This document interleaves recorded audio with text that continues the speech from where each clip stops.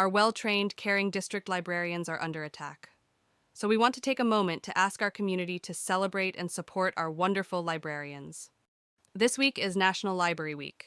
Without librarians, we wouldn't have well-curated and managed libraries that support literacy and learning. Lake Travis ISD is fortunate to have these librarians who are passionate about reading and our students. Many of these women have worked in our district for years, even decades. They hold master's degrees in library sciences and are expert curators of age-appropriate reading materials for our students. They research every book that is chosen for their libraries and for our students, and they are very open to parent questions and educated feedback from the community. They are also happy to make sure your child only has access to material you are comfortable with for your child, and up until 2 years ago, they were dearly loved and respected by everyone. Suddenly in 2022, book bans and attacks on librarians began.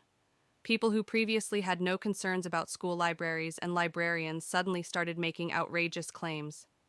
They claimed school libraries had porn and the librarians were grooming children. Our district has not been immune to this concerning trend. Our dedicated librarians are under attack by some in our community. They are called groomers in public and accused of giving our children pornography.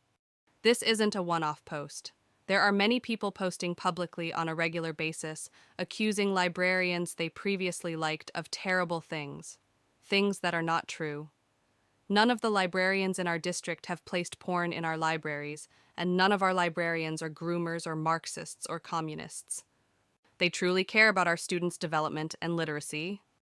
At the February board meeting, Karina Sinth suggested librarians should be held criminally liable as our students have been groomed and targeted by pedophiles.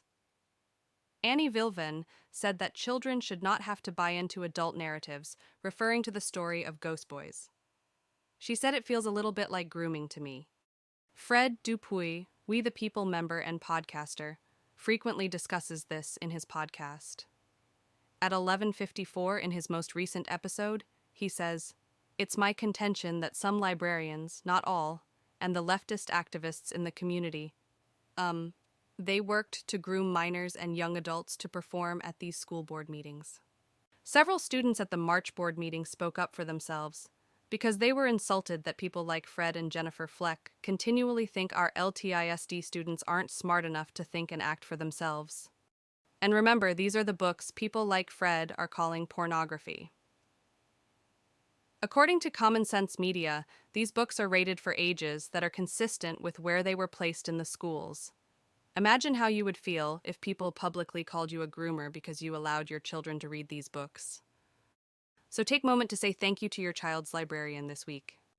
And re-elect Lauren White and Philip Davis, the only candidates who are professional educators and truly support literacy and pro-education policies.